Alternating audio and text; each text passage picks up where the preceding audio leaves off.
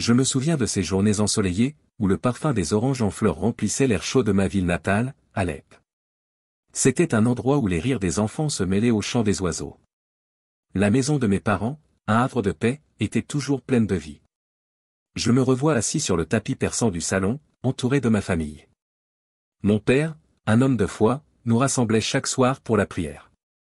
Les mots qu'il prononçait résonnaient en moi comme une mélodie apaisante. Ali, n'oublie jamais que Dieu est toujours à nos côtés, me répétait-il. Ces instants simples, mais précieux, étaient le fondement de ma jeunesse. Un jour, alors que je jouais avec mes amis dans la ruelle, nous avons décidé de nous rendre à la mosquée pour la prière du vendredi. Allez, Ali, dépêche-toi, cria Ahmed, mon meilleur ami. Je courus derrière lui, le cœur léger, heureux d'être entouré de ceux que j'aimais. À la mosquée, l'atmosphère était solennelle, mais réconfortante. Les fidèles se sont rassemblés, unis par la même foi. Je me souviens d'avoir regardé les visages des hommes et des femmes, chacun avec ses propres espoirs et ses propres peines. Mais tout cela a changé. Je me souviens du jour où la guerre a commencé. Les cris des sirènes, le fracas des bombes, tout cela est devenu notre quotidien. Je me tenais sur le balcon de notre maison, le cœur lourd, lorsque j'ai vu la colonne de fumée s'élever dans le ciel. « Maman, qu'est-ce qui se passe ?» lui ai-je demandé, l'inquiétude dans ma voix. Elle m'a pris dans ses bras, me murmurant que tout irait bien, mais je voyais la peur dans ses yeux. Les jours se sont transformés en semaines, puis en mois. Les bombardements étaient incessants, et ma ville chérie a commencé à se désintégrer. Je me souviens d'une nuit où nous avons été réveillés par une explosion proche. Mon père s'est levé rapidement, ses yeux déterminés. « Nous devons partir, Ali. » Ces mots, prononcés avec une gravité que je n'avais jamais vue auparavant, résonnent encore en moi. Nous avons quitté notre maison avec des larmes aux yeux, emportant seulement ce que nous pouvions porter. Au fil des mois, la perte est devenue notre compagne. J'ai perdu des amis, des membres de ma famille, et chaque jour, ma foi était mise à l'épreuve. Je me souviens d'une nuit particulièrement sombre. Nous étions entassés dans un abri, mes parents essayant de rassurer les plus jeunes. « Prions ensemble », a suggéré ma mère, sa voix tremblante. Nous avons alors formé un cercle, nos mains serrées les unes contre les autres. J'ai fermé les yeux, suppliant Dieu de nous protéger. La prière était tout ce qui me restait. C'est alors que j'ai pris la décision de fuir. Le cœur lourd, mais déterminé, j'ai compris que rester là ne nous apporterait que plus de souffrance. J'ai regardé ma mère, son visage marqué par l'angoisse. « Maman, je dois partir. Je veux que tu sois en sécurité, » ai-je déclaré, ma voix brisée. Elle a hoché la tête, les larmes coulant sur ses joues. « Je sais, mon fils. Tu es un homme maintenant. Fais attention à toi. » La nuit de mon départ, je me suis glissé hors de la maison. Chaque pas sur le sol froid était un adieu à mon enfance, à mes souvenirs, à ma famille. En voyant les étoiles briller dans le ciel, je me suis promis de ne jamais perdre ma foi. « Dieu, guide-moi », ai-je murmuré dans l'obscurité. Mon cœur battait la chamade, mais une détermination nouvelle a pris racine en moi. Je savais que j'entrais dans l'inconnu, mais j'étais prêt à affronter tout ce qui viendrait, armé de ma foi et de l'espoir d'un avenir meilleur. Je marchais à travers des paysages dévastés, le cœur lourd de chagrin et de souvenirs. La terre, autrefois fertile, était désormais un champ de ruines. Des bâtiments effondrés et des routes fissurées témoignaient de la violence qui avait transformé ma ville natale en un souvenir lointain. J'avais fui, mais chaque pas semblait me ramener à ce que j'avais perdu. En avançant, je rencontrai d'autres réfugiés. Ils étaient là, comme moi, cherchant une lueur d'espoir dans un monde assombri par la guerre. Il y avait un homme âgé, son visage marqué par le temps et la douleur. Il se tenait là, les yeux perdus dans le vide. Je m'approchai et lui demandai, « D'où venez-vous » Il tourna lentement la tête vers moi, et je vis les larmes briller dans ses yeux. « De Homs » murmura-t-il. « J'ai perdu ma femme dans les bombardements. Elle était tout pour moi. » Mon cœur se serra. « Je suis désolé, » dis-je, touché par sa peine. Nous partageâmes un moment de silence, chacun perdu dans ses pensées. Puis, une jeune femme s'approcha. Son regard était déterminé, mais sa voix tremblait. « Je viens de Damas. Ma famille est éparpillée. Je ne sais pas où ils sont. Nous devons rester unis, » dis-je, cherchant à les réconforter. Notre foi nous guidera. Nous formâmes un petit groupe, partageant nos histoires de perte et d'espoir. L'atmosphère était lourde, mais dans ce désespoir, quelque chose de précieux émergeait, la solidarité. Nous étions des âmes perdues, mais ensemble, nous étions plus forts. La nuit tombait alors que nous continuions notre chemin. Les étoiles commençaient à briller, mais elles ne parvenaient pas à percer l'obscurité qui pesait sur nos cœurs. C'est alors que nous fûmes attaqués. Des bandits surgirent de nulle part, menaçants et furieux. Mon cœur s'emballa. Je savais que je devais agir. Restez derrière moi, criai-je aux autres, ma voix tremblante mais ferme. Je me tenais devant eux, prêt à protéger ceux que je pouvais. Leur sécurité était ma priorité. Les bandits hurlaient, exigeant de l'argent et des biens, mais je ne pouvais pas leur céder. Dans ce moment de chaos, ma foi devint ma force. Au nom de Dieu, je ne vous laisserai pas faire de mal à ces gens, m'écriai-je, levant les mains. Je ne savais pas d'où venait ce courage, mais il était là, brûlant en moi. L'un des bandits, surpris par mon audace, hésita un instant. C'était tout ce dont j'avais besoin pour me précipiter en avant, essayant de défendre les autres. Mais je ne fus pas assez rapide. Une douleur vive me frappa à l'épaule. Je tombai au sol, la chaleur du sang souillant ma chemise. Ali, entendis-je crier, mais la douleur m'emportait dans un tourbillon d'obscurité. Quand je repris mes esprits, je me trouvais dans un endroit sûr, mais ma douleur persistait. Une femme était à mes côtés, son visage empreint de détermination. « Je m'appelle Léla, dit-elle, ses yeux perçants me scrutant. « Je t'ai sauvé. »« Merci. » Réussis-je à murmurer, ma voix à peine audible. Je sentais une connexion inexplicable entre nous, comme si nos âmes se reconnaissaient au milieu du désespoir. « Nous devons partir d'ici, continua-t-elle. Il n'est pas sûr de rester. » Je hochai la tête, bien que la douleur me fût insupportable. Alors que nous marchions, Léla se tourna vers moi.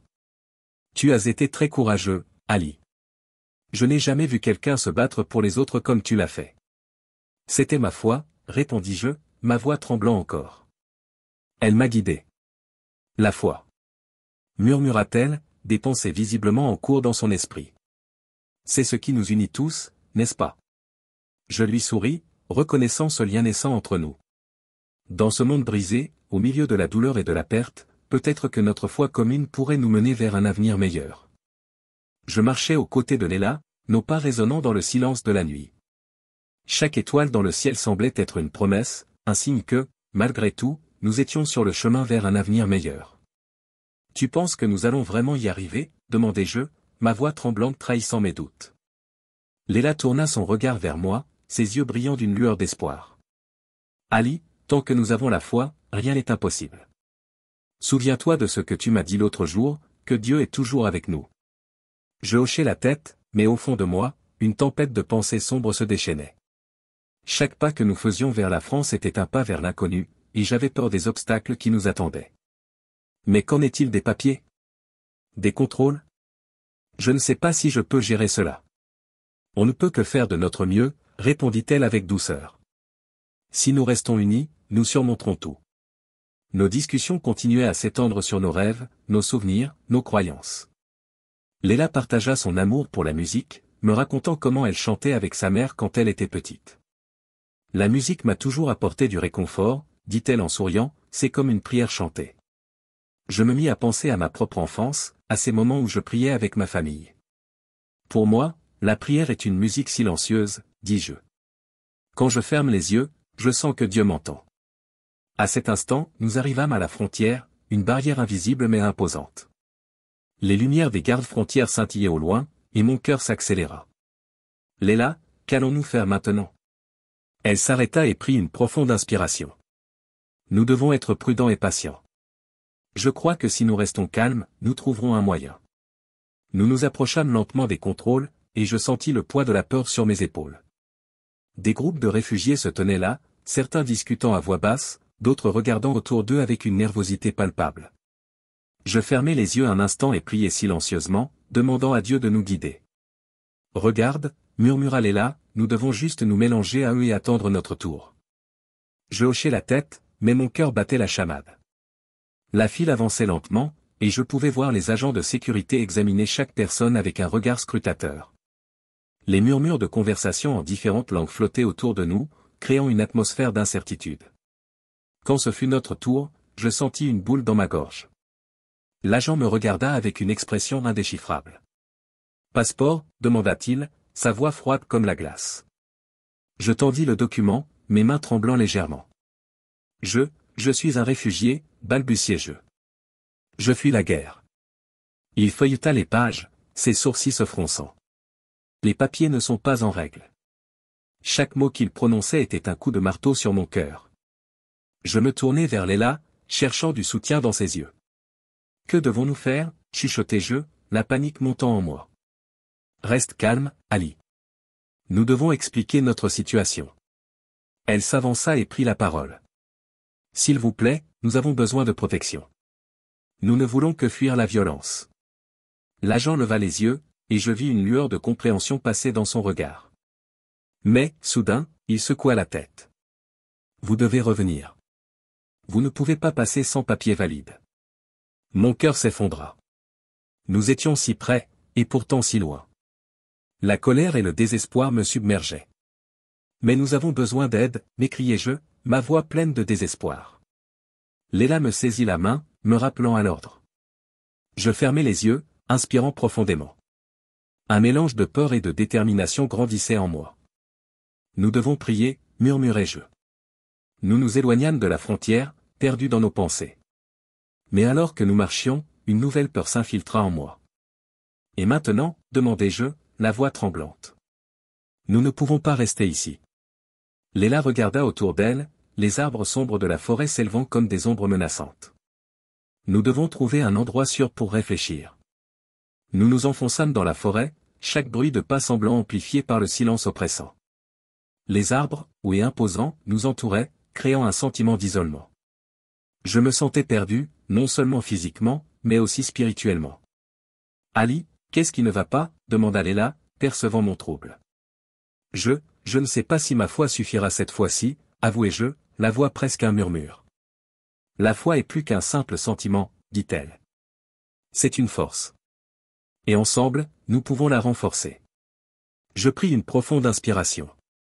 Peut-être que nous n'étions pas perdus après tout. Peut-être que, malgré l'obscurité qui nous entourait, il y avait une lueur d'espoir qui brillait encore, quelque part au-delà des arbres. La nuit était tombée sur la forêt, enveloppant tout d'une obscurité épaisse. Je pouvais entendre le bruissement des feuilles et le chant lointain des hiboux, mais tout cela me semblait lointain, presque irréel. Leila et moi nous étions cachés derrière un buisson, le cœur battant la chamade. La peur de croiser un agent de police était omniprésente, mais je sentais aussi une étrange sérénité en sa compagnie. Ali, tu penses qu'ils vont nous trouver? Demanda Leila, sa voix tremblante trahissant son anxiété. Je tournai mon regard vers elle, observant les larmes qui brillaient dans ses yeux. Je ne sais pas, Leila. Mais nous devons avoir foi. Dieu est avec nous, répondis-je, essayant de lui transmettre un peu de mon courage. Nous avions partagé tant de peine en si peu de temps, mais il y avait aussi une lumière qui brillait dans notre obscurité partagée. Pour apaiser nos craintes, je proposai de prier. Nous nous assîmes sur le sol, les mains jointes, les yeux fermés. Je commençai à murmurer des paroles de prière, une mélodie familière qui m'apportait du réconfort. Leila se joignit à moi, sa voix s'élevant doucement dans la nuit. La prière était notre refuge, notre manière de nous connecter à quelque chose de plus grand que nous. Après un moment, je rouvris les yeux et la regardai. « Veux-tu que je te raconte une histoire de chez moi ?» lui demandai-je, espérant lui apporter un peu de réconfort. « Oui, j'aimerais ça », répondit-elle, un léger sourire commençant à se former sur ses lèvres. Je pris une profonde inspiration et me lançai. Quand j'étais enfant, mon grand-père nous racontait toujours des histoires de héros. Un jour, il nous a parlé d'un homme qui a traversé des rivières et des montagnes pour retrouver sa famille. Il disait que la foi était la clé pour surmonter tous les obstacles. Leila écoutait attentivement, ses yeux brillants d'intérêt. Et qu'est-il arrivé à cet homme? Il a finalement retrouvé sa famille, mais pas sans sacrifice. Chaque épreuve le rendait plus fort, plus déterminé. Je m'arrêtai un instant, me remémorant les visages de ceux que j'avais perdus. Ça m'aide à croire que nous aussi, nous pouvons retrouver nos proches. Leila hocha la tête, son expression pensive. Tu as raison. Parfois, je pense à ma sœur. J'espère qu'elle est en sécurité, quelque part. À ce moment-là, un bruit soudain attira notre attention. Mon cœur s'accéléra alors que je me figeai. Qu'est-ce que c'était, chuchotai-je, le souffle court. Je ne sais pas, peut-être un animal, murmura Léla, sa voix à peine audible. Nous restâmes silencieux, tendus, attendant que le bruit se répète. Mais tout ce que j'entendis fut le battement de mon cœur, résonnant dans mes oreilles. Finalement, le silence s'installa à nouveau. Je me détendis légèrement, mais une partie de moi était encore sur le qui-vive. C'est alors que je vis une silhouette se profiler à travers les arbres. Mon cœur fit un bond dans ma poitrine. « Qui est là » criai-je, ma voix résonnant dans l'obscurité. « C'est moi, Ali » répondit une voix familière. Mes yeux s'écarquillèrent en reconnaissant Karim, un ami d'enfance, que je n'avais pas vu depuis des années. Je ne pouvais croire qu'il se tenait là, devant moi, en France. « Karim » m'écriai-je, courant vers lui. Nous nous serrâmes dans nos bras, une étreinte chargée d'émotion. « Je ne peux pas croire que tu es ici, » dit-il, son visage illuminé d'un sourire. « Comment as-tu trouvé le chemin jusqu'ici » Je lui expliquai rapidement notre périple, omettant les détails sombres mais évoquant notre espoir de rejoindre Paris. Karim hocha la tête, l'air sérieux. « Écoutez, j'ai un endroit sûr où vous pouvez rester. Je peux vous aider à vous rendre à Paris. » Léla, visiblement soulagée, intervint. « Merci, Karim. Nous avons tellement besoin d'aide. Ne vous inquiétez pas, je ferai tout ce que je peux pour vous. » Vous n'êtes pas seul, répondit-il, sa détermination palpable. Alors que nous marchions ensemble, je ressentais une vague d'espoir. Mais en même temps, un sentiment de pression commençait à s'installer entre Léla et moi. Elle semblait perdue dans ses pensées, parfois me lançant des regards furtifs. Je me demandais ce qu'elle cachait, mais je n'osais pas poser la question. La nuit, enveloppée de mystères et de secrets, nous rapprochait, mais elle pouvait aussi révéler des vérités que j'avais peur d'affronter. Je me tenais là, au milieu de Paris, émerveillé par la beauté des rues pavées, des bâtiments historiques et des lumières scintillantes. Mon cœur battait la chamade, partagé entre l'émerveillement et une profonde anxiété. C'était un rêve devenu réalité, mais en même temps, c'était un cauchemar. La ville était magnifique, mais elle était aussi un labyrinthe de défis. « Regarde ça, Ali » s'exclama Léla, en désignant la tour Eiffel qui se dressait majestueusement au loin. « C'est incroyable, n'est-ce pas ?» Je hochai la tête, mais un poids s'était installé dans ma poitrine. « Oui, c'est beau. Mais, je ne sais pas comment nous allons nous en sortir ici. Nous ferons face à cela ensemble, comme nous l'avons toujours fait. » Elle me prit la main, et je ressentis une chaleur réconfortante. Mais derrière son sourire, je pouvais voir une lueur d'inquiétude. Nous avons erré dans les rues, admirant chaque coin, chaque détail, mais le sentiment de solitude me hantait. J'étais en sécurité, mais j'avais l'impression d'être un étranger dans ce monde qui ne m'appartenait pas. Léla me tira de mes pensées. « Ali, tu sais, j'ai quelque chose à te dire. » Je me retournai brusquement, surpris par le sérieux dans sa voix. « Qu'est-ce qui se passe ?» Elle hésita un moment. « Avant de fuir, j'ai vécu des choses terribles. » Ses yeux se remplirent de larmes. « J'ai fui la violence domestique. Mon mari, il était un monstre. J'ai perdu ma famille dans tout cela. » Je la regardai, le cœur lourd. « Je suis désolé, Léla. Je n'avais aucune idée. C'est pour ça que je me sens si proche de toi, Ali. Nous avons tous les deux perdu tant de choses. Mais nous sommes ici, ensemble. » Je pris une profonde inspiration, comprenant à quel point nous étions liés par nos souffrances. « Nous allons reconstruire nos vies, Léla. Je le crois. » Elle hocha la tête, mais je pouvais voir qu'elle cachait encore une part de douleur. Nous poursuivîmes notre chemin, cherchant un endroit où nous pourrions nous installer, mais chaque pas était un rappel de la fragilité de notre situation. Le lendemain, alors que nous nous installions dans un petit appartement que Karim avait trouvé pour nous, je reçus un appel inattendu. Mon cœur se mit à battre plus vite en voyant l'indicatif de la Syrie sur mon téléphone. C'était un ancien voisin, un homme que j'avais connu étant enfant. « Ali ? C'est Samir. J'ai des nouvelles. » dit-il d'une voix tremblante. Je sentis une boule se former dans ma gorge. « Quelle nouvelle, Samir ? » ? « C'est au sujet de ta famille. Je suis désolé. » Je l'écoutais, mon cœur se brisant peu à peu à chaque mot qu'il prononçait. Les nouvelles étaient dévastatrices, j'avais perdu encore plus que je ne pouvais l'imaginer. La douleur m'envahit, et je me sentis sombrer dans le désespoir. « Non, non, non !» murmurai-je, les larmes coulant sur mes joues. Léla, qui avait entendu ma conversation, s'approcha de moi, son regard inquiet. Ali, que se passe-t-il? Je ne pouvais pas répondre. Les mots se coincèrent dans ma gorge. Tout ce que je pouvais faire, c'était la regarder, cherchant du réconfort dans ses yeux pleins de compassion. Je suis là pour toi, Ali. Nous allons traverser cela ensemble. Elle m'enlaça, et je me laissai aller, pleurant dans ses bras. À cet instant, je réalisai que même si ma famille n'était plus là, j'avais trouvé une nouvelle forme de famille avec Léla. Nous étions deux âmes perdues, cherchant à reconstruire nos vies dans un monde qui semblait souvent cruel. Mais ensemble, nous avions une chance. Ensemble, nous ferions face à l'avenir, peu importe à quel point il serait sombre. Je me tenais devant l'église, l'ombre des clochers s'étirant sur le pavé humide. La douleur me rongeait, une douleur si profonde qu'elle semblait faire écho à chaque battement de mon cœur. J'avais reçu cette lettre, une lettre qui avait ravivé les souvenirs de ma famille, des souvenirs que je pensais enfouis à jamais sous les décombres de la guerre. Je poussai la porte en bois, et un souffle de fraîcheur m'enveloppa. L'intérieur était calme, une lumière douce filtrant à travers les vitraux colorés. Je me dirigeai vers un banc au fond, mes pensées en bataille, et je m'agenouillai, les mains serrées sur mes genoux. « Ô Dieu, où es-tu dans ma souffrance ?» murmurai-je, mes larmes roulant sur mes joues. Je priai sans relâche, cherchant désespérément un signe, un peu de réconfort. La foi était tout ce qui me restait, mais même la foi semblait lointaine en ce moment.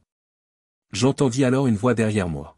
« Tu cherches des réponses, n'est-ce pas ?» demanda un homme, sa voix grave résonnant dans l'espace silencieux. Je me retournai et vis un homme d'une cinquantaine d'années, son visage buriné par le temps et la douleur. Il portait une veste en cuir usé, et ses yeux étaient empreints d'une tristesse que je reconnaissais. « Oui, je suis perdu, » répondis-je, ma voix tremblante. J'ai perdu ma famille, ma sœur, et je ne sais pas comment continuer. Il s'assit à côté de moi, et je sentis une sorte de réconfort dans sa présence. J'ai vécu la même chose, dit-il avec une compassion sincère. J'étais soldat en Syrie. J'ai fui après avoir tout perdu. Je le regardai, surpris. Vous êtes Syrien? Oui, répondit-il. J'ai quitté mon pays, mais la guerre ne s'est jamais vraiment arrêtée pour moi. Elle vit dans mes souvenirs. Il marqua une pause, puis ajouta, parfois, on se croit seul dans notre souffrance, mais il y a toujours des liens qui nous unissent. Il sortit un petit objet de sa poche, un collier, orné d'une croix délicate. C'est quelque chose que j'ai trouvé dans les décombres de ma ville natale. J'ai su qu'il appartenait à quelqu'un d'important. Je le pris dans mes mains, et une vague de chaleur m'envahit. C'est le collier de ma mère, dis-je, choqué. Elle l'a perdu pendant la guerre. Comment l'avez-vous trouvé? Je l'ai vu tomber de ses mains lorsque les bombes ont commencé à tomber. Je savais que c'était un symbole d'amour et de foi, et j'ai décidé de le garder en souvenir de ceux qui ont souffert, expliqua-t-il, les yeux brillants de larmes. Je ne savais pas à qui il appartenait, mais cela me rappelle que même dans la douleur, il y a de l'espoir. Je serrai le collier contre mon cœur. Vous ne savez pas à quel point cela compte pour moi, dis-je, ma voix étreinte par l'émotion. Ma sœur, je ne sais pas si elle est vivante. Elle est peut-être vivante, murmura-t-il. Je connais des gens qui sont encore là-bas. Il y a des rumeurs sur des refuges, des endroits où les survivants se regroupent. Si tu veux, je peux t'aider à chercher des informations. Mon cœur s'emballa à cette idée. Vous feriez cela pour moi? Bien sûr, répondit-il avec un sourire triste. La foi nous guide, mais c'est aussi notre humanité qui nous unit. Nous devons nous soutenir les uns les autres. Je réalisai alors que, malgré la douleur, il y avait encore de l'espoir. J'avais trouvé un allié dans ma quête, quelqu'un qui comprenait mes souffrances. Je me levai, le collier serré dans ma main, prêt à affronter l'avenir, à chercher ma sœur, avec la foi renouvelée que Dieu avait encore des plans pour moi.